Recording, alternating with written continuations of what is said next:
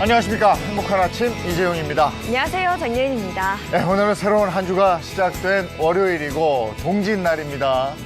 밤이 길고 낮이 짧고 또 붉은 팥죽 드시고 애군을 쫓는 그런 날입니다. 팥죽은 든든하고 따끈하게 이 추위도 녹일 수 있어서 한 그릇 오늘 드시면 좋을 것 같습니다. 저희는 법률 준비해 놨습니다. 사건, 사고와 관련된 법률, 또 우리 일상생활, 가족 간의 분쟁 이런 것들을 법률로 풀어보도록 하겠습니다. 네, 그에 앞서 오늘 날씨 소식 전해드리겠습니다. 오늘 전국적으로 구름이 많이 낀 가운데 중부 내륙을 중심으로는 한파가 이어질 것으로 보입니다. 또 충남 서해안은 오전까지 눈이 날리기도 하겠고요. 또 밤사이 전국 기온이 영하권까지 뚝 떨어지면서 도로와 인도가 미끄러운 곳 많겠습니다. 오늘 하루 보행자 안전 또 교통안전 주의하셔야겠습니다. 이어서 오늘 자세한 기온 살펴보시면요. 오늘 아침 최저기온 영하 15도에서 0도, 한낮 최고기온은 2도에서 9도 선에 머물면서 이 한낮에는 추위가 차츰 풀리겠습니다. 이 한파 경보가 발효된 경기 북부와 강원 영서, 충북 북부는 오늘 하루 특히 건강관리 주의하시기 바랍니다. 12월 21일 월요일 행복한 아침 지금 시작합니다.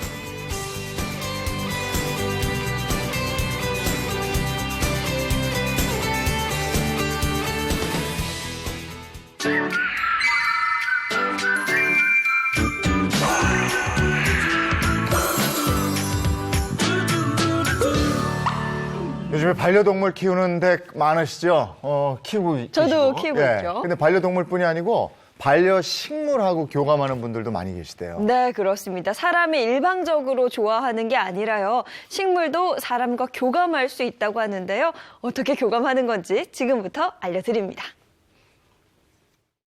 코로나와 미세먼지 때문에 더 그리워지는 게 신선한 숲속 공기죠. 그래서 집안에서 식물 기르시는 분들도 많은데요. 그런데 식물도 반려동물처럼 사람과 교감이 된다는 사실 알고 계셨나요? 마치 정글 같은 미정 씨의 집. 볕이 충분하지 않은 집안에서 식물을 키우지만 하나같이 싱싱합니다. 다 죽어가는 식물들도 미정 씨 손길만 닿으면 다시 팔팔해진다는데요. 저기 미정 씨, 무슨 비법이라도 있는 겁니까? 제가 평상시에 식물을 가꾸다가 어느 날 장거리 여행을 가게 돼서 오랜 시간이 걸렸는데 다녀와 보니 식물이 상태도 너무 좋지 않고 똑같이 물을 줬고 관리를 했는데 왜 제가 했을 때하고 다른가. 가족들도 미정 씨와 똑같이 화분에 물을 줬는데도 시들해졌답니다.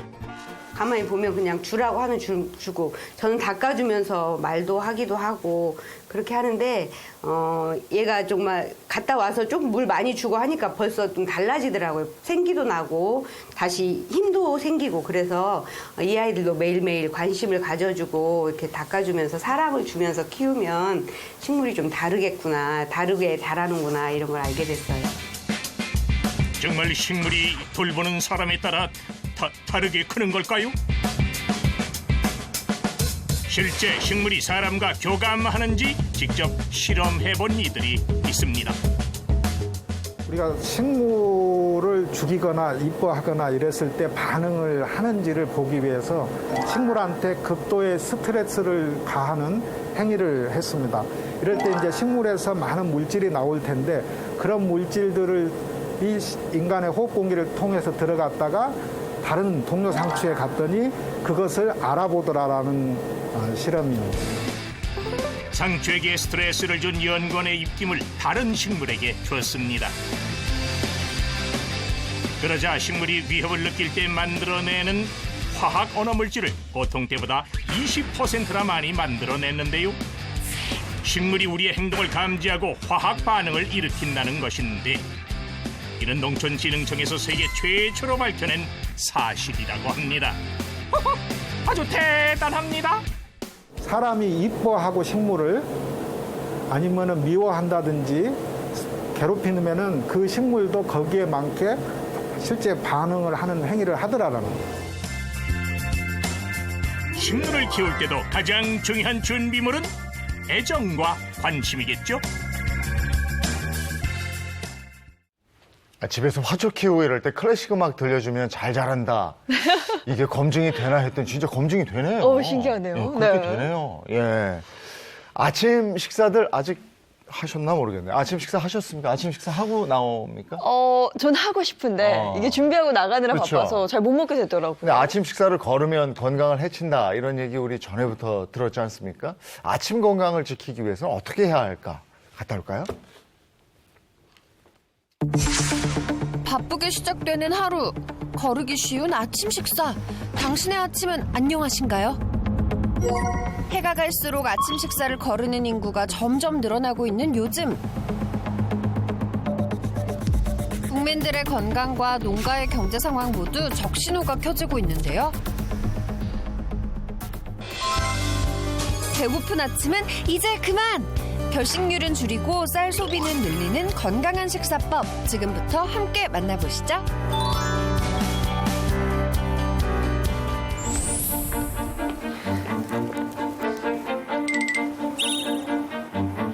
맛있겠다.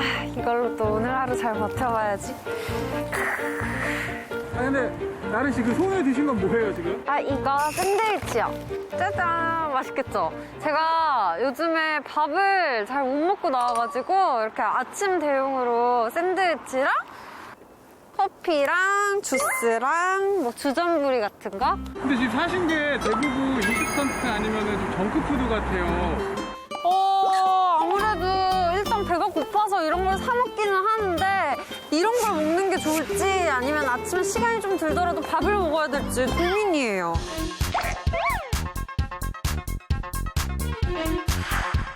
바쁜 일과 속에서 끼니를 거르거나 간단한 대용식으로 아침 식사를 대신하는 사람들이 많아진 지금. 비만과 당뇨병 환자의 비율이 높아지면서 아침 식사의 중요성이 대두되고 있는데요. 우리 몸은 아침을 거르게 되면 보상성으로 점심과 저녁의 음식 섭취량이 많아지게 되는데요. 그만큼 몸에 비축되는 에너지와 칼로리량이 많아져 비만의 위험이 커지게 됩니다. 또한 아침 식사를 거를 경우 부신피질 호르몬이 분비되지 않아 신체의 리듬이 깨지게 되는데요. 특히 아침을 거르는 학생들의 경우 패스트푸드나 탄산음료 등 정크푸드에 많이 노출이 되면서 영양이 불균형해지고 학습 의욕이 떨어지는 결과를 초래할 수 있습니다. 아침 오면 항상 무슨 생각하세요? 눈 떠서 아침밥 먹어야 되는데 이 생각 다들 하시죠. 그런데 막상 아침밥을 해먹자니 좀 귀찮기도 하고 번거롭기도 하고 속도 약간 더부룩한 느낌이 들어서 잘 안 먹게 되잖아요. 그래서 제가 오늘은 간단하면서도 영양가가 풍부한 아침 식사 레시피를 여러분께 알려드리도록 하겠습니다. 저만 따라오세요.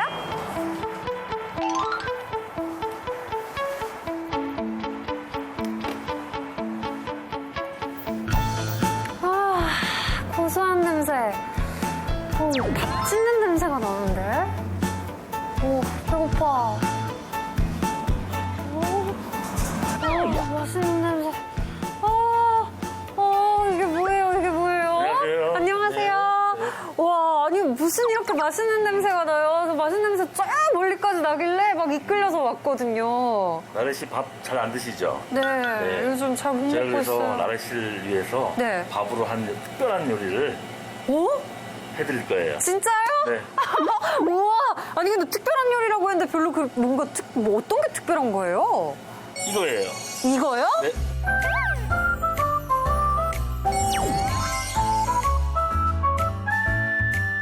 유생미는 일반 백미보다 높은 함량의 영양분을 갖고 있는데요.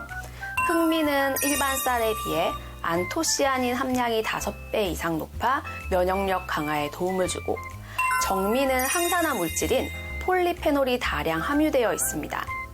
흑진미의 경우 노화를 억제하고 각종 질환을 예방하는 폴라보노이드가, 황금쌀은 비타민 전 단계 물질인 베타카로틴이 풍부한데요. 이렇듯 쌀의 종류에 따라 영양소가 각기 다르기 때문에 자신의 건강과 영양 상태에 맞추어 쌀을 선택해서 드시면 건강에 많은 도움이 됩니다. 영양 만점 유생미로 만드는 건강한 아침 식사 레시피 첫 번째, 버섯 리조또. 먼저 후라이팬에 오일을 두른 뒤 먹기 좋게 썬 양파, 버섯, 다진 마늘을 넣고 잘 볶아줍니다. 어느 정도 볶아지면 네. 생크림을 어머. 이렇게 두르시는데 어머.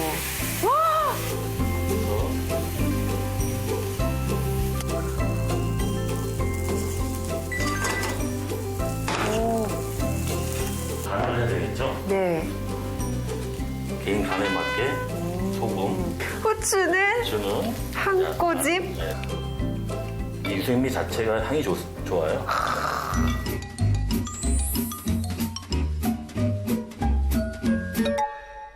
이번에는 아침 식사 및 나들이 음식으로 준비하면 좋은 한입 삼색도를 소개합니다. 볼게요. 네. 우와. 이게 아무래도 주먹밥이잖아요. 이렇게 좀 간편하게 할 수 있는 요리가 정말 필요한 것 같아요. 뭉친 주먹밥 위에 천연 재료로 만든 다양한 고명을 묻히면 골라 먹는 재미가 있는 한입 삼색볼 완성.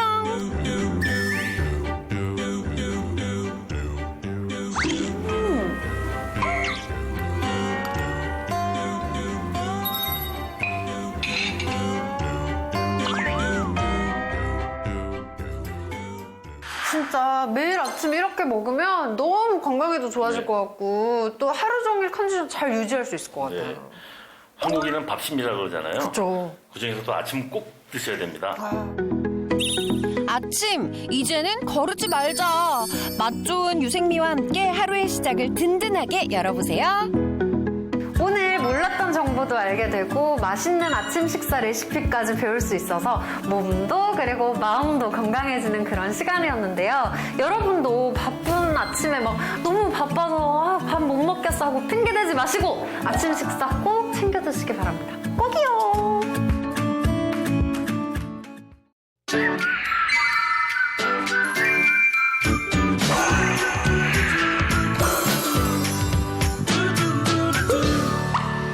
네, 이제 본격적인 법률 이야기 나눠보도록 하겠습니다. 오늘은 박영주, 허주연 변호사 나오셨습니다. 어서 오세요. 반갑습니다. 반갑습니다. 네, 방송인 박수림 씨, 이정수 씨 어서 오세요. 네, 반갑습니다. 황규락 기자 반갑습니다. 네, 안녕하세요. 네, 어서 오세요. 오늘 먼저 사건 사고 이슈부터 볼까요? 어떤 네. 게 있습니까? 네, 먼저 준비한 소식을 사진으로 만나보시겠습니다. 네, 사진을 보시면요. 장동민 장동민 씨와 씨? 옆에는 이 돌멩이가 보이는데요. 네. 이 둘은 어떤 관계가 있을까요? 저는 이거 알 것 같아요. 수집하나요? 얼마 전에 장동민 씨 집에 돌멩이 테러 있었잖아요. 그 그렇죠? 얘기군요. 네, 정답입니다. 네. 먼저 자세한 내용 영상으로 확인해 보시겠습니다. 어떤 괴한이 제 차에 또 돌을 던져서 차가 또 파손이 된 사건이 또 벌어졌습니다. 마당에까지도 돌이 날라오고 1층에서 2층에 올라가는 창문의 방충망과 유리도 이제 금이 가고 방충망 다 찢어지고 또 2층 베란다에도 돌을 던져서 돌이 이제 2개나 발견이 되었습니다. 장동민 씨 입장에서 굉장히 속상했겠어요. 네, 위협적이죠. 네, 장동민 씨 자택에 테러가 시작된 건요. 8월과 9월 약 한 달 동안이나 계속 이어졌다는 겁니다.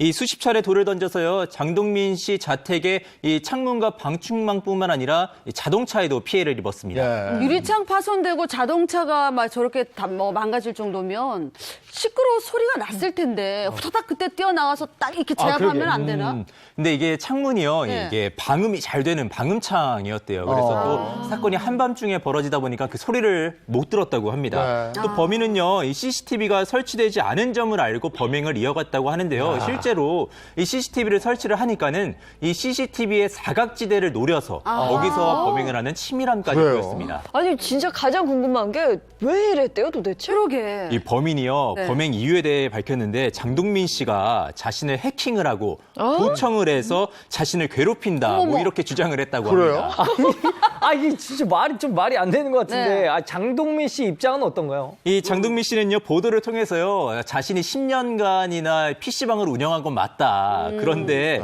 이 타자도 자신이 제대로 못 치는데 어떻게 이걸 해킹을 하겠냐. 뭐 이렇게 밝혔다고 합니다. 아니 몇 차례에 걸쳐서 재산상의 손해도 입힌 거잖아요. 네. 그럼 범행이 인정이 되면 이게 어떻게 처벌됩니까?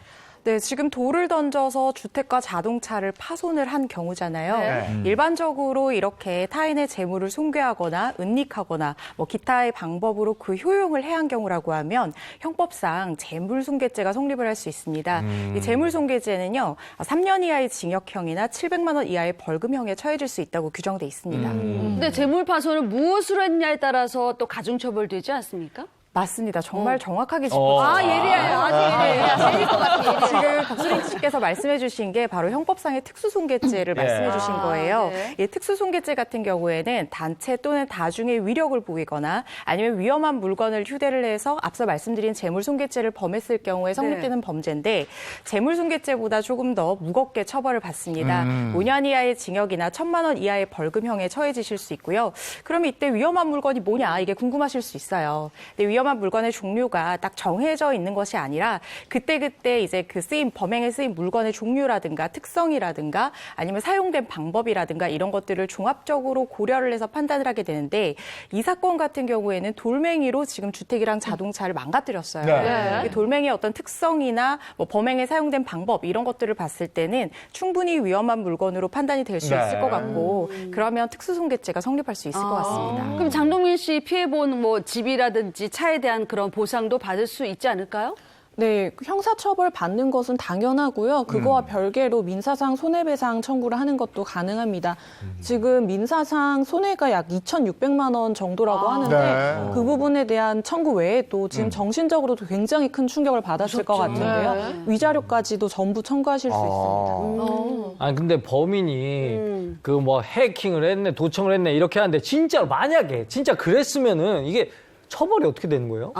네, 만약에 해킹이나 도청을 한 것이 사실이었다라고 한다면은 사실 이게 경한 범죄는 아닙니다. 그래서 해킹을 한 경우는 정보통신망법 49조 위반으로 3년 이하 징역 또는 3천만 원 이하의 벌금형에 처해질 수 있고요. 도청을 한 경우라고 한다면 통신비밀보호법에 따라서 1년 이상 10년 이하의 징역형에 처해질 수 있습니다. 아니 이거는 진짜 그 집에 내 집에 누가 돌 던지고 막 내 차에 그것도 계속 그러면. 무서워요. 놀라시럼요. 네. 자 다음 얘기 볼까요? 네, 다음 얘기도 먼저 영상으로 확인해 보시겠습니다. 네. 자, 지난 9월입니다. 을왕리 음주운전으로 인한 교통사고인데요. 이 사고로 치킨 배달을 하던 50대 가장이 결국 숨졌습니다. 네, 당시 동승했던 남성이요. 운전자에게 자신이 형사 입건이 안 되도록 협조해달라는 내용이 보도가 되면서 아주 큰 공분을 샀던 사건입니다. 그래요, 기억나요. 이게 사고 직후에 피해자 살펴보지도 않고 사고 수습도 안 하고 변호사한테 제일 먼저 전화를 했잖아요. 그러니까요. 경찰에 신고한 것도 이거 사고 목격자가 했다고. 네, 맞습니다. 이제 하지만 동승자는요, 음주운전 방조로 일단 형사 입건이 됐다고 합니다. 네. 근데 이 동승자가 피해자 유족을 찾아왔다고요? 네, 맞습니다. 이 동승자 A 씨는요, 유가족을 찾아가서 거액의 합의금을 제시하면서 합의해달라고 했는데요. 이 과정에서요, 유가족의 지인이었던 근처 이 슈퍼 주인에게 자신의 합의를 좀 주선해달라 이렇게 강하게 요구했다고 합니다. 직장 잃은 가족들한테 진심으로 사죄를 해야지 무슨 합의 얘기가 먼저 나오는 건 아닌 것 같은데요. 그렇죠. 그런데요, 이 슈퍼 주인이 이 합의를 주선을 좀 거절을 했다고 해요. 그러자 이제 그날 밤에 이 A 씨와 손해사정사 및 이 남성 3명이 이 피해 유가족의 집을 찾아가서 현관문을 쾅쾅쾅 이렇게 두들겼다고 합니다. 남자들 우르르 몰려오고 또 밤에 막 현관문 두들기고 이러면 되게 무서워요. 놀라죠, 네. 맞아요. 이제 남편을 잃은 충격으로 집 밖에도 사실 나가지 않았던 유가족의 아내, 부인이요. 이 가해자 일행이 이렇게 찾아와서 문까지 두드리는 행위에 굉장히 큰 공포심을 느꼈다고 합니다. 그래서 이 A 씨를 상대로 경찰에 신변 보호를 요청한 것으로 전해졌습니다. 동승자 측에서 요구한 합의 내용은 뭐예요? 이분들이 엄청난 합의금을 제시했다고 해요. 원래 피해자 측 변호사가요, 3억 원 정도를 제시를 했는데 이분들이 이보다 더 큰 6억 원을 줄 수 있다. 이렇게 그러니까 합의를 하자. 이렇게 요구를 했다고 합니다. 이렇게 합의를 서두르는 이유는 뭘까요? 합의를 서두르는 이유가 당연히 있습니다. 이 사람 지금요. 네. 피해자와 합의를 봐서 자기의 형량을 낮추려고 시도를 하고 있는 걸로 그렇게 생각이 돼요. 네. 지금 검찰이 이 동승자가 음주운전을 굉장히 적극적으로 부추긴 정황을 포착을 했어요. 그래서 이 사람을 지금 윤창호법을 적용을 해서 네. 공범으로 기소를 한 그런 상황이거든요. 그러다 보니까 이 사람의 어떤 처벌 수위가 굉장히 높아질 수 있는 지금 상황에 처한 거죠. 그래서 자기 처벌 수위를 좀 최대한 낮춰보려고 지금 이렇게 합의를 시도하는 걸로 보입니다. 그러니까 서두르는 사람들 뭔가 이유가 있어. 그렇죠. 그럼 합의를 하게 되면 얼마나 형량을 줄일 수 있어요? 네, 사실 우선은 A씨가 직접적인 운전자는 아니었어요. 네. 그러면 보통 음주운전 방조죄로 기소가 되는데 이 사건은 음주운전 공동정범으로 기소가 되었기 때문에 굉장히 중한 형이 예상이 되는 상황이고 실형이 나올 가능성이 높아요. 그런데 합의를 해서 합의 감형이 되면은 최대한 1년 6개월까지도 가능하기 때문에 지금 A씨 입장에서는 합의에 매달릴 수밖에 없는 상황이고요. 사실 합의가 되면은 3년 이하로 형이 떨어져서 집행유예까지도 바라볼 수 있는 그런 상황입니다. 네. 사건 사고를 법의 관점에서 한번 들여다봤고요. 네. 이번은 가족 간의, 이웃 간의 어떤 다툼, 분쟁 이런 것을 법으로 풀어보도록 하겠습니다. 네. 어떤 얘기 있습니까? 자, 첫 번째 사연은 부부 간의 갈등입니다. 갈등의 원인이 뭔지 한번 보겠습니다. 첫 번째. 네. 아내 요거 진실은? 아내 외도. 땡땡이 바람, 뭐 외도. 외도. 외도? 아니야. 그거 아니고 저거 같은데요. 아내의 쌩얼의 진실은? 그럴 것 같았어. 진실 필요하거든요. 그렇지. 뭐예요? 네, 보겠습니다. 정답은 죽음? 죽음의 진실? 궁금하죠? 자, 남편 역할은 이정수 씨가 하고 아내 역할은 제가 하고 형사 역할은 또 이재용 님이 해주시고요. 알겠습니다. 자, 이 사연은 실제 사건을 바탕으로 재구성했습니다. 사연 속으로 들어가겠습니다. 저는 죄인입니다. 사업에 실패해서 아내를 고생시킨 것도 모자라서 없는 살림에 병까지 얻어 더 힘들게 했으니까요. 저는 죄인입니다. 이런 저를 떠나지 않고 지켜주는 제 아내는 정말 천사입니다. 여보, 미안해. 내가 아프지만 않았어도 당신 덜 고생시키는데. 힘들 때 서로 챙겨주는 게 부부잖아요. 당신 다시 건강해지고 우리 예인이도 잘 크고 있어서 난 너무 행복해요. 고마워. 내가 앞으로 더 잘할게. 저는 천사 같은 아내에게 평생 머슴처럼 잘 해야겠다고 결심했습니다. 제 아내는 매일 새벽 하루도 거르지 않고 새벽 기도를 다녔습니다. 제가 매일 운전해서 아내를 교회에 데려다 줬거든요. 아직 몸조심해야 하는데 매일 이렇게 안 태워줘도 돼. 아니야. 나랑 우리 가족을 위해서 기도하러 가는데 당연히 내가 데려다 줘야지. 당신도 참.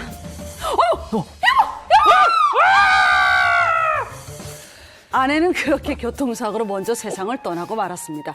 저만 혼자 살아남은 게 못내 고통스러워 함께 떠날까도 생각했지만 아이를 생각하니 차마 그럴 수가 없었습니다. 그런데 얼마 후에 기가 막힌 일이 벌어졌습니다. 이정수 씨, 아내를 살해한 용의자로 당신을 체포합니다. 아니 콜로보 씨, 저 아닙니다. 제가 아내를 위해 절대 그럴 리가 없습니다. 저 아니에요. 저 억울합니다. 아내 그만해요. 끝났잖아요. 아내 이런 것도 억장이 무너지는데 제가 살해를 하다니요. 저는 억울합니다. 저의 억울함을 풀어주세요. 이상하네. 뭐가 억울하다는 거지? 아니, 사이좋은 부부의 안타까운 네. 사건 사연인 근데 것 왜 같은데 용의자지? 남편이 용의자로 체포됐다. 반전이 있었어요. 이거 어떻게 된 일입니까? 네, 이 사건은요, 2017년 1월에 일어난 사건입니다. 부부가 새벽 기도를 갔다 오는 중에 교통사고가 난 거예요. 네. 그래서 이 사고로 안타깝게도 아내분이 사망을 하셨습니다. 네. 그런데 아내의 사인이 교통사고가 아니라 바로 질식사였던 겁니다. 교통사고 났잖아요. 근데 무슨 질식사예요?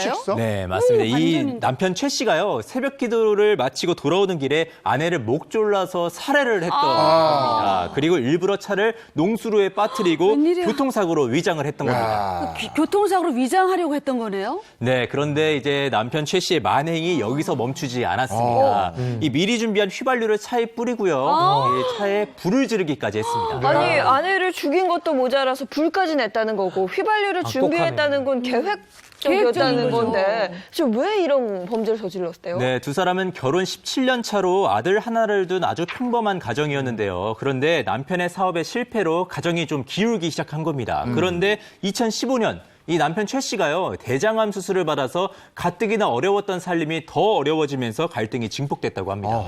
부부가 살다 보면 경제적으로 어려워지면 자주 다툴 수도 있죠. 근데 막 죽이고 싶을 정도로 막 이렇게 싸우고 그러지는 않잖아요. 그럴 만한 문제도 아닌 것 같은데 왜 그랬을까요? 그렇죠. 이 부부에게는 그런데 또 다른 문제가 있었습니다. 아, 있어요? 네. 이렇게 어려워진 살림살이에 남편이 자기 명의, 아내 명의, 아들 명의까지로 보험을 여러 개를 들었다고 합니다. 그래서 한 달에 납입해야 되는 보험료가 100만 원 정도에 이르렀는데 이 월보험료가 100만 원 그러면 상당히 좀 부담스러운 일이잖아요. 근데 이걸 자기가 부담한 게 아니라 아내한테 부담을 해달라고 그렇게 요구를 했다고 합니다. 어려운 다툼이 잦아진 살림이라고 했잖아요. 근데 월 100만 원씩 내라고 하는 건 이거 뭐 앞뒤가 말이 안 맞잖아요. 그렇죠. 네. 그래서 아내도 당연히 거절을 했는데 남편이 요구한 게 이것뿐만이 아니었어요. 위장이혼을 요구를 했다고 합니다. 이유가 기초생활수급자로서 지원받을 수 있는 지원금을 좀 편법적인 방법으로 받기 위해서 이런 요구를 했다고 하는데 아내는 종교적 신념을 이유로 이 요구를 거절을 했습니다. 그러니까 남편이 아내에게 좀 무리한 요구만 했네요. 그러니까. 네, 그런데 이 남편이요, 아내에게 이렇게 몹쓸 짓을 했는데도 불구하고 더 큰 일이 있다고 하고요. 반성의 기미도 전혀 보이지 않았다고 합니다. 그래요. 이게요, 검거낸 후에도 범행 사실은 일단 부인을 했고요. 범행 사실이 드러나자 자신이 좀 우발적으로 한 거다. 핑계를 댔다고 하고요. 이 불을 지른 사실이 없다. 뭐 이렇게 말하는 등 범행 사실을 축소하고 은폐하려까지 했습니다. 우발적이라고 하기엔 너무 치밀했고 휘발유까지 따로 준비했다는 그러니까 그게 뭐 우발적이야. 그러니까. 네, 맞습니다. 그래서 재판부도 이런 점을 정확하게 봤는데요. 1심하고 2심에서는 사실 최 씨가 17년간 고락을 함께한 배우자를 계획적이고 비정하게 살해를 했고요. 그리고 살해를 한 이후에도 자신의 범행을 은폐하기 위해서 사체에다가 불을 질러서 알아보기 힘들 정도로 훼손을 했습니다. 그래서 죄질이 굉장히 나쁘다라고 봤고 또한 수사와 재판을 받는 과정에서 자신의 범행을 은폐하거나 축소하려고만 했어요. 그래서 이것을 진심으로 반성하거나 뉘우치는 기미가 전혀 보이지 않는다고 해서 30년의 중형을 선고하였어요. 재판부가 중형 선고한 거는 정말 잘한 것 같아요. 네. 잘하셨습니다. 그런데 남편이요. 이 형이 무겁다면서 대법원에 상고를 했어요. 반성을 안 하네. 그럼 대법원은 어떻게 판단했습니까? 대법원에서는 원심이 징역 30년형을 선고한 1심 판결을 유지한 것이 심히 부당하다고는 볼 수 없다고 얘기를 하면서 이 남편의 상고를 기각했습니다. 근데 당연한 결과라 생각하는데 약간 여기서 좀 무서워지는 게 그 보험에 가입했던 이유가 혹시 저희가 생각하는 막 그런 무서운 이유인가요? 남편이 보험에 왜 가입했는지는 밝혀진 바는 없습니다. 그렇지만 우리가 이제 보험금을 노린 범죄 같은 것들이 자주 보도가 되잖아요. 2014년에는 그 캄보디아 출신의 만삭인 아내가 교통사고로 사망을 했던 그런 사고가 있었습니다. 네. 아내 그때 사망보험금이 꽤 컸었고 이게 고의다 아니면 뭐 졸음운전이다 이게 뭐 굉장히 분분했던 그런 사건이었죠. 네, 맞습니다. 2014년 8월 새벽에 발생을 했던 사건이었는데요. 경부 고속도로 천안 나들목 근처에서 승합차를 운전을 하다가 갓길에 주차되어 있던 화물차를 들이받는 사고가 발생을 했습니다. 그런데 이 사고로 조수석에 있던 아내가 아이와 함께 숨졌는데요. 당시 아내는 임신 7개월의 만삭인 상태였습니다. 네, 이 사건이 꽤 긴 시간 법적 공방이 있었는데요. 이게 또 하나의 특징이 재판 때마다 결과가 달랐다면서요? 네, 이들 부부는 금산에서 생활용품점과 잡화점을 운영을 하고 있는 상황이었어요. 그래서 부부가 서울에서 물건을 사서 돌아오는 길에 갓길에 주차된 8톤 화물트럭하고 부딪혔는데요. 아내는 당시에 사망을 할 정도로 큰 사고였어요. 그런데 운전자인 남편이 전혀 다치지 않았기 때문에 검찰에서는 이 부분이 고의에 의한 사고라고 주장을 했던 거죠. 의심의 여지가 있는데 근데 하지만 1심에서 무죄를 받았다면서요? 네, 그렇습니다. 이 사건 같은 경우에는요. 1심은 무죄, 2심은 유죄로 판단이 엇갈렸던 사건이에요. 그런데 대법원은 최종적으로 살인과 사기 혐의에 대해서는 무죄를 선고를 했습니다. 그렇다고 해서 남편이 처벌을 받지 않은 건 아니고요. 교통사고 처리 특례법상의 치사죄를 적용을 해서 금고 2년형을 선고를 최종적으로 받기는 했습니다. 다만 대법원에서 보험 사기 같은 경우에는 그 범행 동기가 다소 불분명하고 실제로 이 남편이 졸음 운전을 했을 수 있다 이렇게 판단을 한 거예요. 그래서 이 부분은 무죄가 선고됐고 검찰이 재상고를 하기는 했는데 파기환 송심 결과가 검찰의 재상고로 뒤집히는 가능성은 사실은 좀 희박하죠. 네, 재판이 이렇게 마무리가 문제가 되면서요. 남편은요. 이 보험금 95억과 이자까지 포함해서 100억 원가량을 타게 생겼습니다. 와. 그런데 이 보험금을 받기까지는 좀 시간이 걸릴 것 같아요. 네네. 왜냐하면요. 이 보험사들이 대체로 이 남성에 대해서 민사소송에 나설 예정이기 때문입니다. 그렇게 되는군요. 예, 그 뒤가 어떻게 되나 궁금했었는데 네. 그렇게 진행이 됐군요. 알겠습니다. 자, 두 번째 사연은 어떤 건가요? 자, 두 번째 사연은요. 전 여친에게 이거 달라는 남자입니다. 전 전 여친에게 뭘 달라는 뭘 달래? 뭘 달라는, 돈 달라는 건가? 애정을 달라는 남자. 다시 좀 돌아와 달라. 돌아와. 자꾸 이상한 저 생각이. 돈 달라겠지 뭐. 그렇죠. 그런 쪽이겠죠. 한번 네. 봅시다. 네, 보겠습니다. 전 여친에게 집값. 집값을 달라는 남자. 집값을 달래? 네. 자, 어떤 사연인지 남자친구 역할은 이정수 씨가 하고 제가 여자친구 역할을 하는 겁니다. 아, 여자친구 너무 된 거 아닙니까? 여보세요? 그러니 넘어갔어요. 네, 알겠습니다. 사연 속으로 들어가겠습니다. 제 전 남친은 진상입니다. 글쎄 헤어진 지 몇 달 됐는데 여전히 저를 쫓아다니면서 스토킹하지 뭐예요? 야, 나와 해림이 수림이 나와! 야! 지금 몇 시야? 우리 끝났어. 지겨워 진짜. 제발 그만 좀 해. 어떻게 그만해? 내가 너한테 준 게 얼만데? 내가 사준 그 땡가리 그 목걸이 내놔! 남자 쪼잔하게. 밴댕이 소갈딱지. 뭐? 밴댕이 소갈딱지? 나 아직도 시작도 안 했어. 내가 저번에 사준 샤땡 가방 내놔. 다 돌려놔. 나 술 먹은 거 아니다. 이렇게 하면 평생 돌려놔. 괴롭힐 거야. 아니 누가 사달라고 주는 것도 아니고 자기가 좋다고 다 사줄 때는 언제고 헤어졌다고 이제 와서 다 돌려달라고 하니 정말 기가 막히고 코가 막힙니다. 여기까지가 여자 입장이고요. 이번엔 남자 입장 들어보겠습니다. 전 그녀를 진심으로 사랑했습니다. 저보다 18살 어린 그녀는 18살 어리대요. 정말 애교도 많고 웃는 모습이 정말 예뻤습니다. 처음엔 그런 그녀가 너무 사랑스러워 선물을 사줬는데 시간이 지날수록 점점 사달라는 게 늘어갔습니다. 자기야, 저 땡가리 목걸이 나한테 정말 잘 어울릴까? 응? 18살 어리죠, 18살 어려. 18살 많은 거 아니지? 근데 그거 갖고 싶어? 사줄까? 자기 마음이 정 그렇다면 뭐 나야 고맙지. 근데 이 목걸이에는 저 샤땡 가방이 어울릴 것 같지 않나? 그러네. 그럼 그것도 사줄까? 자기 마음이 정 그렇다면 뭐 나야 고맙지. 근데 자기야, 나 자기랑 헤어지기 싫어. 계속 같이 살고 싶어. 우리 같이 살까? 그렇게 진짜 안 살고 싶은데. 그러니까 저는 그녀에게 목걸이에 가방에 심지어 아파트까지 사줬습니다. 그런데 사랑이 변했다고 헤어지자니 제가 무슨 호구도 아니고 당하고는 못 살겠습니다. 아니 사귀던 남녀 사이인데 뭘 요구하는 사이즈가 엄청난데요. 그러니까 집까지 오명수 선배님 생각나더라고요. 18살 어린 여자. 이거 너무 커요. 네, 어떻게 된 사연이에요? 네, 이 사건은요. 아내와 별거 중이던 50대 남성 A씨와 그리고 2008년 유흥주점에서 일하던 30대 여성 B씨가 만나면서 일이 시작이 된 겁니다. 두 사람은요. 18살의 나이 차이를 극복하고 연인 관계로 발전을 하게 되는데요. 이 연애가 시작되면서 남성은요. 현금 1억 2천만 원을 주거나 또는 고급 승용차, 옷 뿐만 아니라 다이아몬드 반지까지 줬다고 합니다. 이쯤 되면 평범한 연인 관계는 아니에요. 그러니까요. 근데 이 아파트는 무슨 얘기예요? 네, 이 남성 A씨가 이사를 가게 되자 B씨와 함께 가자 뭐 이렇게 되면서 3억 5천만 원짜리 아파트를 마련하게 됐어요. 근데 이 아파트를 여성 B씨의 명의로 해주게 된 겁니다.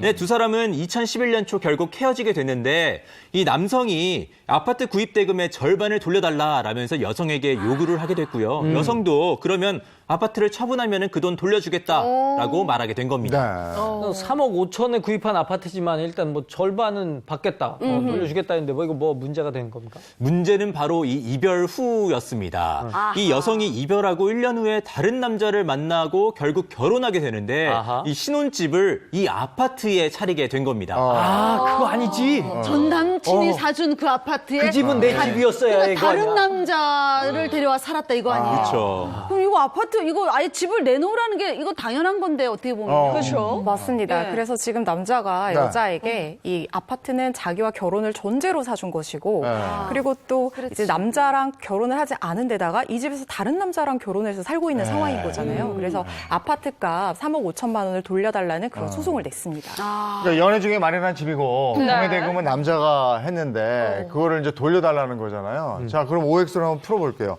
아파트 구매 대금을 돌려줘야 한다라고 생각하면 O, 아니다, 돌려주지 않아도 된다라고 생각하면 X 들어주시면 되겠습니다. 돌려줘야 된다, O, 아니다, X입니다. 하나, 둘, 셋. X. X. 이미 준 거잖아요. 그러니까 이미 준 거죠. 저도 그래요. 누구랑 살 집인지는 모르겠지만 일단 줬으니까 그 집은 내 거가 되는 거예요. 그러니까 그 사람이 알아서 하는 거죠. 다른 남자를 데려와 살든. 저도 하여간 이게 법적으로 다시 돌려받을 수 있을까 싶어서 일단은 X 액수가 했는데. 크죠, 액수가 좀. 근데 받긴 이게 받아야 될 것 같은데. 이 상도덕이라는 게 있잖아요. 거기 만약 그 아파트 살고 싶으면 혼자 살아야지. 거기에 딴 남자랑 같이 그치? 살아서. 그렇지? 안 되죠. 그래. 받아야 돼. 받기는 받아야 받아야 될것 되는데 같아. 그 받아내긴 하겠지만 받자. 못 받을 것 같아서. 받아야 돼. 그러니까요. 자, 어떻습니까? 받을 수 있습니까? 없습니까? 들어주세요. 정답은 O입니다. 받을 수 있는. 받을 수 있어요?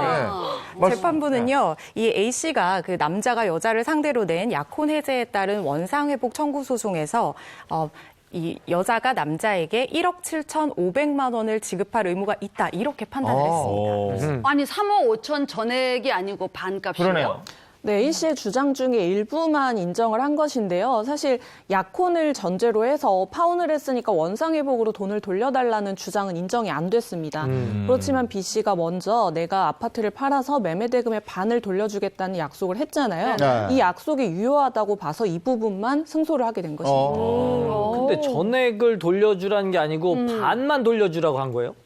네, 그렇습니다. 이 재판부가요, 아까 이제 박 변호사님께서도 잘 설명해 주셨지만 약정 절반 돌려주겠다고 약속했다고 했잖아요. 이게 유효하다고 본 겁니다. 여기에 대해서 이 여자는 내가 이런 약속을 하게 된 이유가 자발적으로 한 것이 아니라 남자가 우리가 단란주점에서 만났다는 사실을 지인과 친구들에게 폭로하겠다. 이렇게 끈질기게 협박을 해서 어쩔 수 없이 약속한 거라고 항변을 했습니다. 근데 협박에 의한 약속이었으니까 이거 안 돌려줘도 되지 않나요? 그렇죠. 뭐 일반적으로 원칙적으로 봐서는 협박과 강박에 의해서 뭔가 약정을 체결한 것에까지 모두 다 법적인 의무를 부과할 수는 없습니다. 그렇지만 이 사건 같은 경우에는 사실관계를 좀 자세히 살펴봐야 되는데요. 네. 재판부에서 판단하기로 남자가 협박을 했던 사실은 있었다고 인정을 했지만 약속은 그로부터 2달 뒤에 이루어졌다고 합니다. 그리고 또 한 달 뒤에 다시 여자가 재차 남자에게 전화를 걸어서 내가 아파트 구입대금 절반을 돌려줄게 이렇게 자기 약속을 확인해줬다는 거예요. 그렇다고 하면은 뭐 협박에 몰려서 어떤 급박한 위험을 피하기 위해서 어쩔 수 없이 한 약정이라기보다는 자발적 의사가 많이 반영됐다고 그렇게 판단을 한 겁니다. 근데 앞서 A씨가 낸 소송이 원상회복 청구 소송이었거든요. 이게 주로 약혼이 깨질 때 좀 많이 일어난다면서요? 네, 그렇습니다. 원상회복은 대개 이제 약혼을 하면서 주고받는 폐물이 있잖아요. 네. 그래서 이런 폐물과 관련해서 문제가 많이 생기는데요. 약혼 예물은 혼인의 성립을 해제 조건으로 하는 증여라고 보고 있습니다. 좀 어려운 말이지만 간단하게 말씀드리면 약혼이 깨져서 파혼을 하게 됐을 때는 이것을 반환 청구를 할 수 있다 이런 뜻이에요. 그런데 다만 약혼이 깨진 것에 대한 책임이 있는 사람은 반환 청구를 할 수 없도록 법에서 규정하고 있습니다. 요즘 동거하는 커플 많거든요. 많죠. 사는 동안 뭐 집을 사거나 차를 산다. 그러면 공동 소유를 했을 때 그러면 헤어질 때 이것에 대한 재산 분할 같은 건 가능합니까?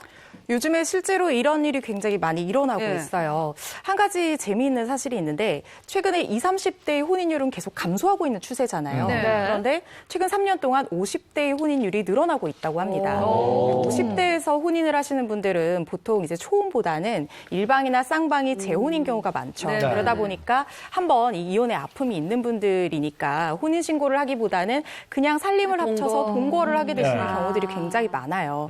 근데 이제 모든 동거가 다 사실혼으로 인정을 받을 수 있는 것은 아니지만 일정한 요건이나 상황을 고려를 해서 이게 혼인 생활의 실질을 가졌다고 볼 수 있을 만한 정도에 이르렀다고 하면 사실혼으로 인정을 받을 수 있고요. 요 사실혼 관계가 해소가 된다고 하면 재산분할 청구권도 동일하게 인정이 됩니다. 아, 그러면은 그 사연에서 B 씨가 약속하지 않았더라도 재산 분할 청구로 재산을 일부 돌려받을 수 있겠네요. 그럴 수 있겠네요. 그거는 이제 두 사람의 관계를 좀 더 살펴봐야 되는데요. 만약에 두 사람이 사실혼 관계였다고 한다면 당연히 부부 공동 재산 중에 기여도가 어느 정도까지 되는지 판단해서 일반적인 이혼 소송과 동일하게 이제 재산분할 청구권을 인정받을 수 있습니다.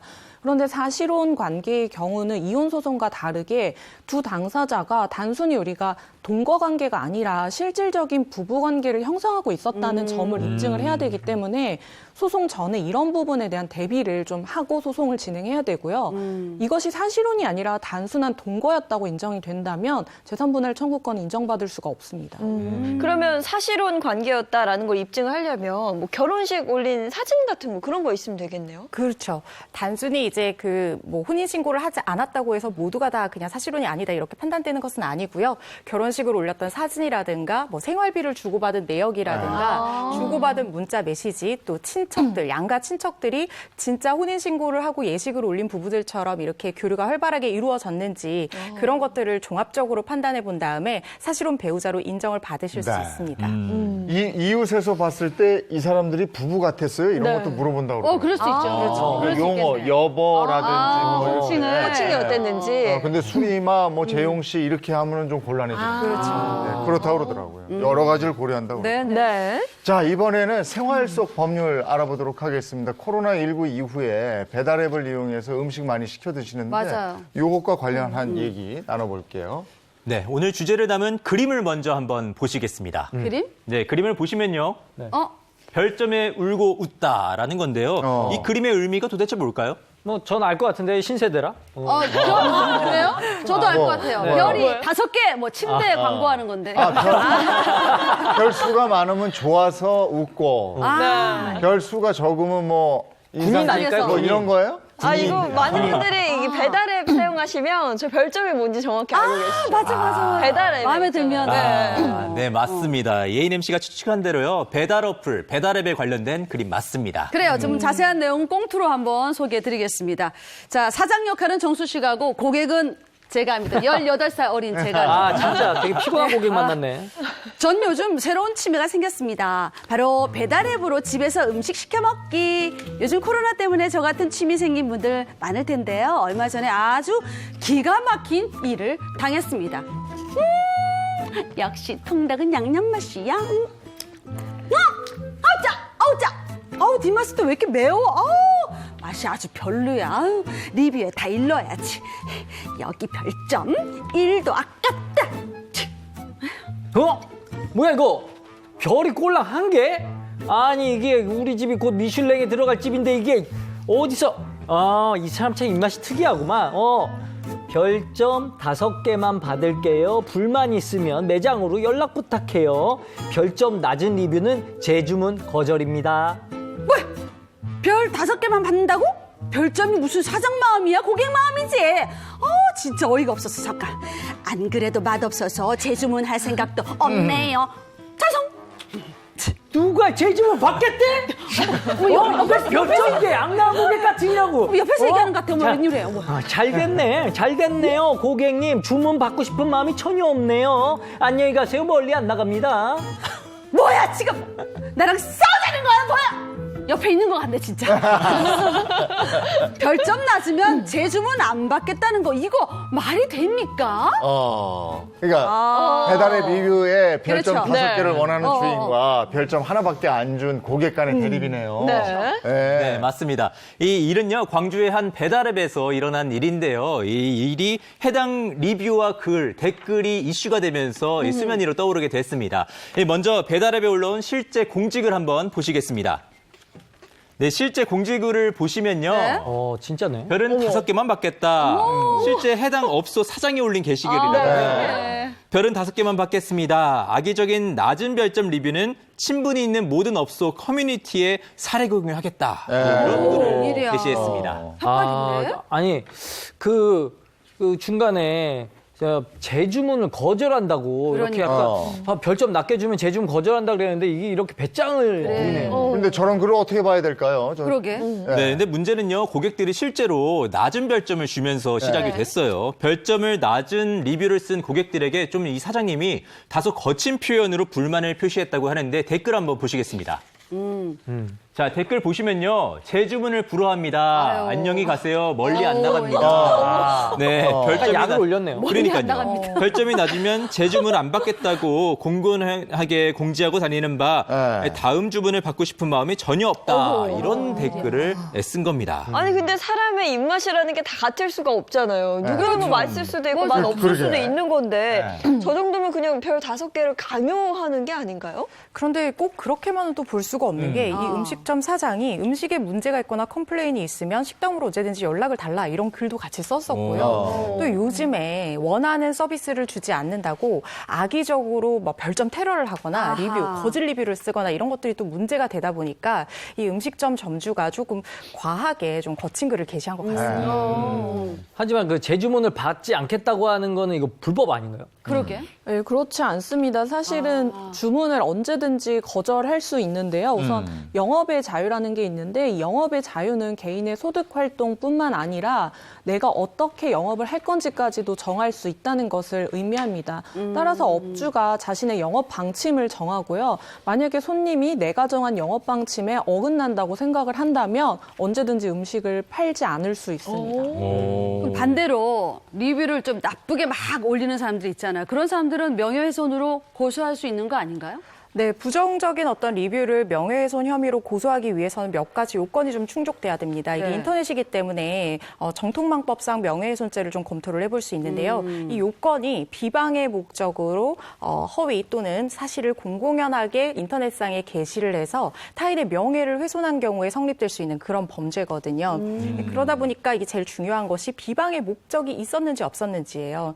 판례는 일반적으로 이제 진짜로 자기가 물건을 사거나 음식을 사 먹었는데 거기에 대해서 불만이 있거나 문제가 있어서 이걸 리뷰로 올려서 다른 소비자들의 어떤 구매에 좀 긍정적인 영향을 미치기 위한 그런 공익적 목적에서 이런 리뷰를 올린 경우라고 하면 비방의 목적을 인정을 하지 않기 때문에 당연히 이 범죄가 성립이 되지 않습니다. 그래서 요거는 좀 알아두셔야 될 것 같고 그리고 또 한 가지 추가적으로 이 허위 리뷰가 계속 이제 되면은 영업방해죄에도 해당할 수 있어요. 그렇기 때문에 이런 거 절대로 쓰시면 안 됩니다.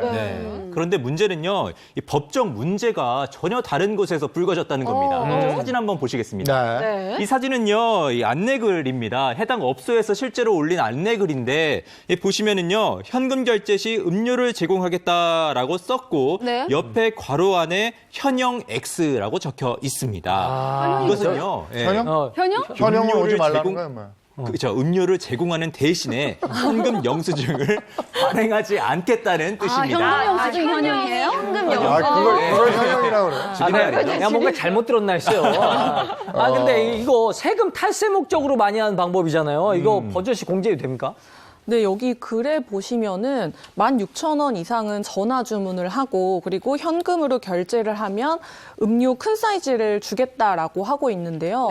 이것이 바로 이제 현금 결제를 유도를 하면서 현금 영수증이 불가하다라고 명시한 경우라고 할 수 있는데 당연히 불법 행위에 해당합니다. 따라서 이것은 이제 현금 영수증의 미발행 혹은 거부를 하는 것으로 신고를 하게 되면 미발행 금액의 20%까지 포상금으로 지급받으실 수가 있습니다. 아니 포상금 받는다 이런 일 자주 있는데 아니 현금 결제하면 1, 2천 빼준다고 해서 그 계좌 이체 시켜주는 거 있거든요. 근데 이게 다 불법이에요?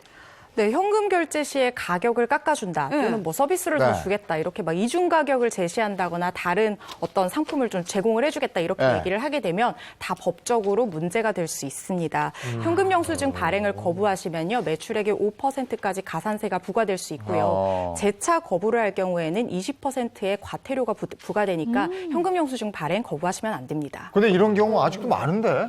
그렇죠. 가게에서 그런 거 많아요. 카드 결제하려다가 에이 현금이 5,000원까지 계좌까지 해줄게. 이러면 진짜요?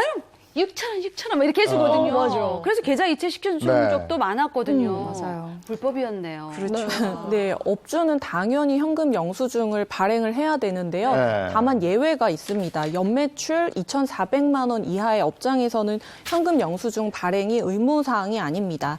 반면에 이제 현금 영수증 발행이 의무사항인 업종 같은 경우는 고객이 요청하지 않는다 하더라도 10만 원 이상의 거래를 하는 경우는 반드시 현금 영수증을 발행을 해야 되고요. 현금 영수증을 발행하지 않는 경우에는 해당 금액의 20%까지 미발행 가산세로 부과될 수 있습니다.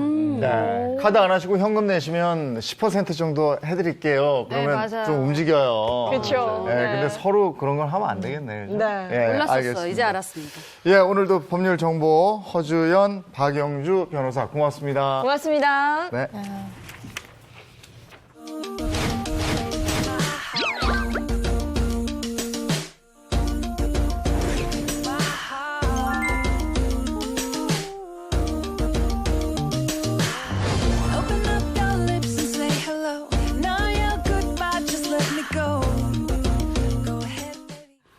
네, 이번에는 자동차 관련 얘기 나눠보겠습니다. 세계 자동차 시장이 유독 관심을 보이는 분야가 있다면서요? 네, 오늘은요, 세계 자동차 시장이 새롭게 눈을 돌리고 있는 이 분야에 대해서 이야기해보고자 합니다. 먼저 제가 취재한 영상부터 보시고 오시겠습니다.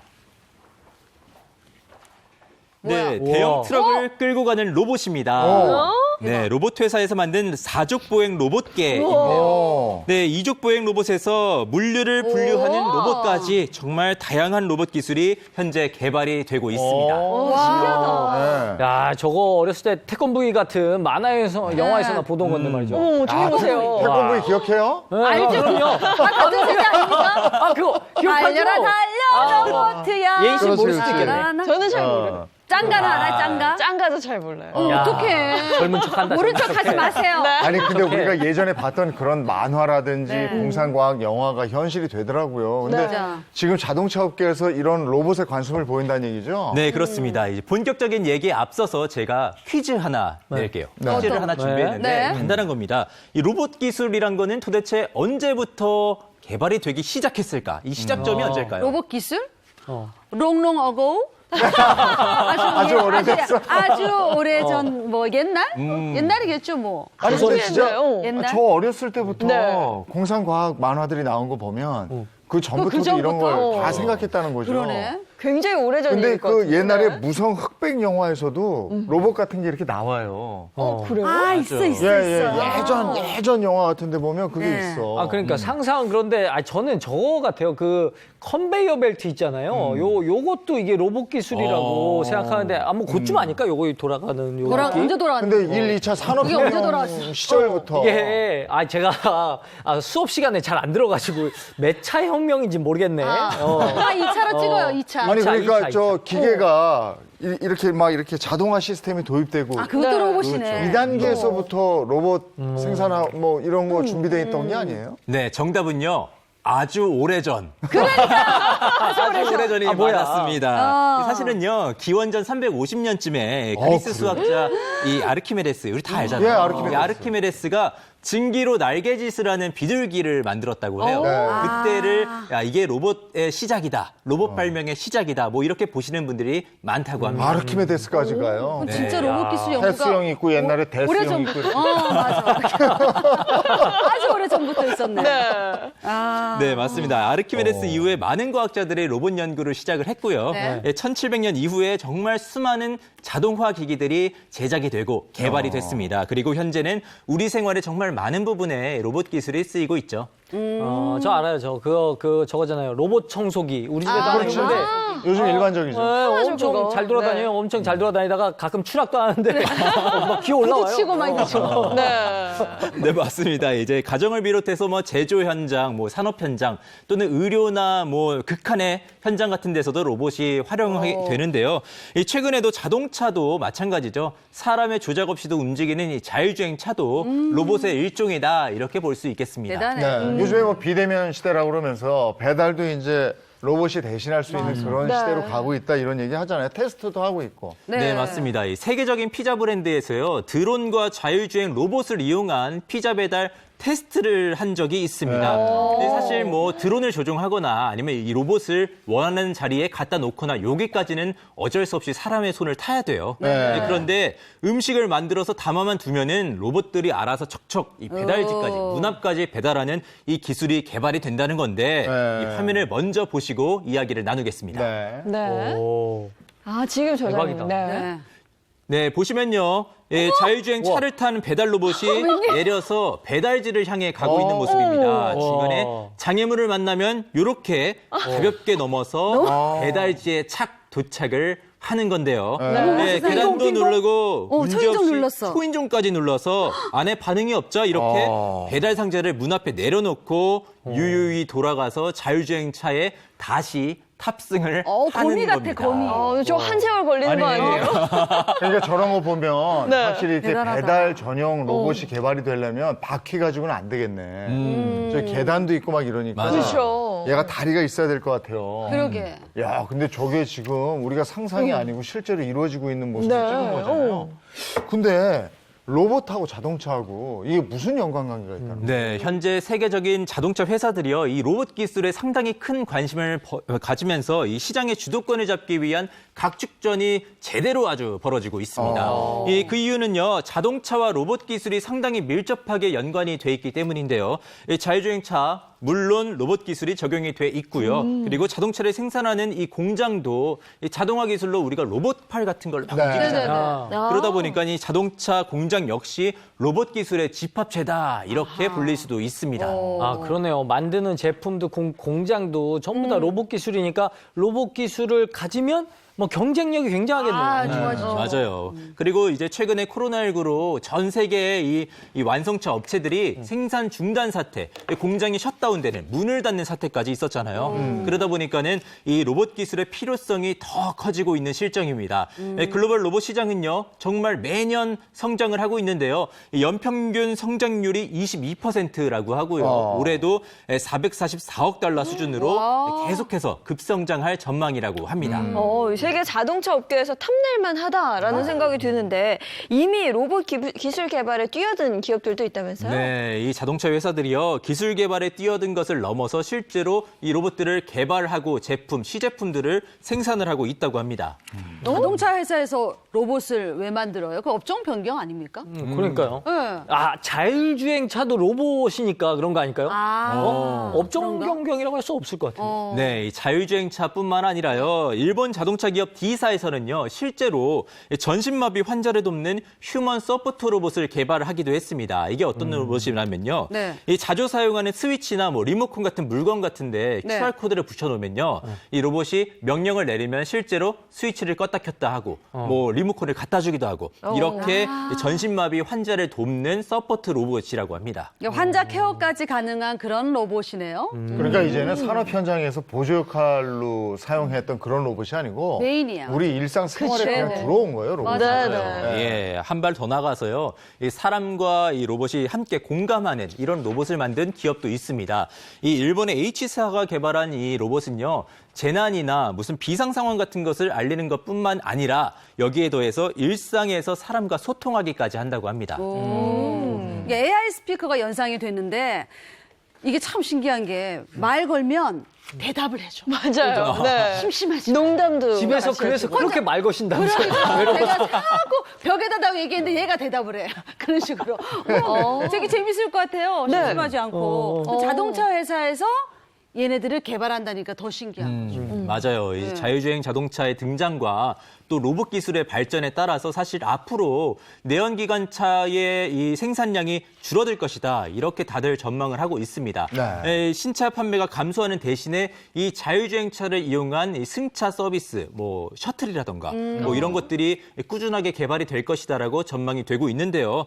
미국의 자동차 부품 기업 B사 같은 경우에는요, 이렇게 자율주행차 시장이 높은 형태의 셔틀 이렇게 이것들이 먼저 도입될 것이다 이렇게 예측을 하고 네. 실제로 IoT 기반의 셔틀을 공개를 하기도 했습니다. 네. 아니 진짜로 자동차 시장이 전혀 없는 변화 과정을 네. 겪고 있는데 우리 국내 자동차는 어떻습니까? 네, 국내에서도요 친환경차나 뭐 자율주행차 같은 것들이 대두가 되면서요 네. 필요한 기술이 계속해서 달라지고 있습니다. 그래서 최근 국내 자동차 기업 H사 같은 경우에는요 미국의 대형 로봇 업체 정말 유명한 로봇 스타트업이거든요. 이 로봇 업체를 인수하기까지 했습니다. 네, 관련해서 전문 업체를 인수했다고 하니까 기술이 더 강화될 것 같은데요? 네, 로봇 기술은요 각각의 부품을 정밀하게 제어하는 이 제어 기술과 그 로봇이 주변을 보잖아요. 카메라로 주변을 보고 상황을 인지하고 그것을 판단해서 실제로 여기에 대응해서 움직이는 뭐 이런 기술 하나하나가 있어서 이 기술의 융합체다라고들 말을 합니다. 이 앞으로 이런 기술을 이용해서 모빌리티뿐만 아니라 이 서비스도 이 폭넓은 시너지가 예상이 된다고 하는데요. 대박이다. 네, 물류와 서비스 분야 등 각종 산업으로도 영역을 확장시킬 수 있다고 하니까 산업 전반에서 로봇 기술의 활용을 생각할 수 있을 것 같습니다. 얘기 듣다 보니 로봇 기술이 우리 산업, 의료, 생활 전반에 다 이렇게 영향을 주는 것 같아요. 네. 앞으로 더 구체적인 도움을 주겠죠? 네, 그렇습니다. 우선은 자율주행차 기술 향상을 예로 들 수가 있는데요. 로봇의 인지 기술 같은 경우에는요. 이 자율주행차뿐만 아니라 UAM, 요즘에 이 하늘을 나는 비행택시라고들 하잖아요. 네. 이런 것들에 기본적으로 요구되는 기술이기도 하고요. 또 인공지능이나 판단 기술 이런 것들이 향후에 완전한 자율주행을 기대할 수 있게끔 하는 첨단 기술이다. 이렇게 볼 수 있겠습니다. 알겠습니다. 아, 우리 자동차와 로봇 기술의 발전 정말 향후 5년, 10년까지도 안 갈 것 같아요. 그러니 금방일 것 이후의 같아요. 모습 내일 당장 될 것 같아요. 궁금해집니다. 네, 고맙습니다. 고맙습니다.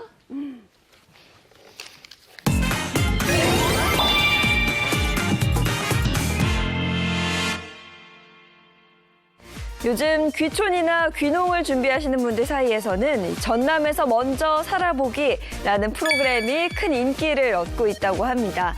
취업에서 창업까지 원스톱으로 도움을 받을 수 있어서 정말 많은 분들께서 호응하고 있다고 하는데요. 관련 내용 영상으로 함께 하시죠. 한적한 마을에 자리 잡은 발효공장.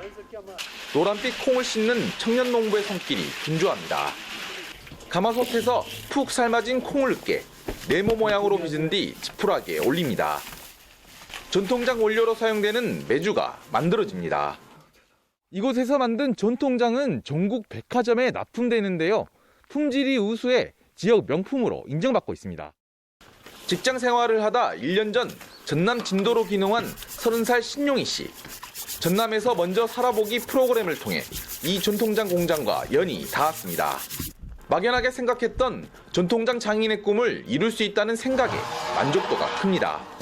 이곳에서 하고자 하는 게 있어서 이제 결정하게 됐는데, 근데 이제 그 과정에서 이제 전남 살아보기 이제 숙소도 제공을 해주고 제가 조금 더 이 발효식품을 하고 있는데 좀 많은 도움이 됐던 것 같아요.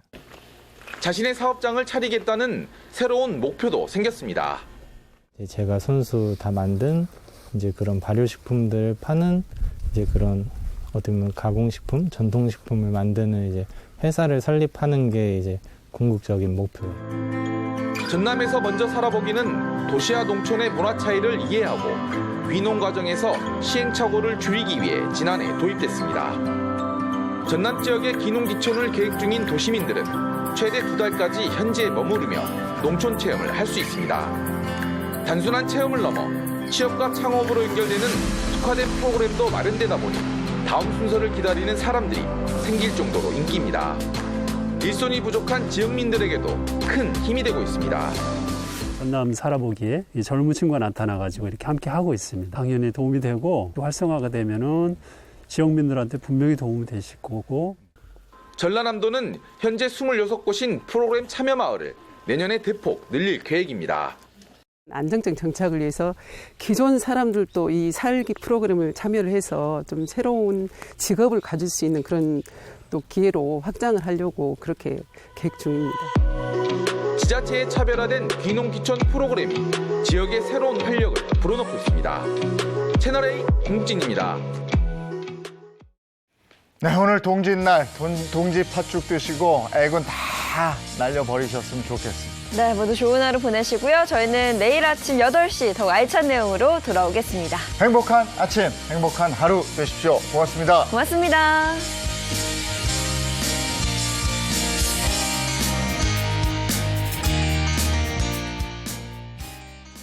채널 A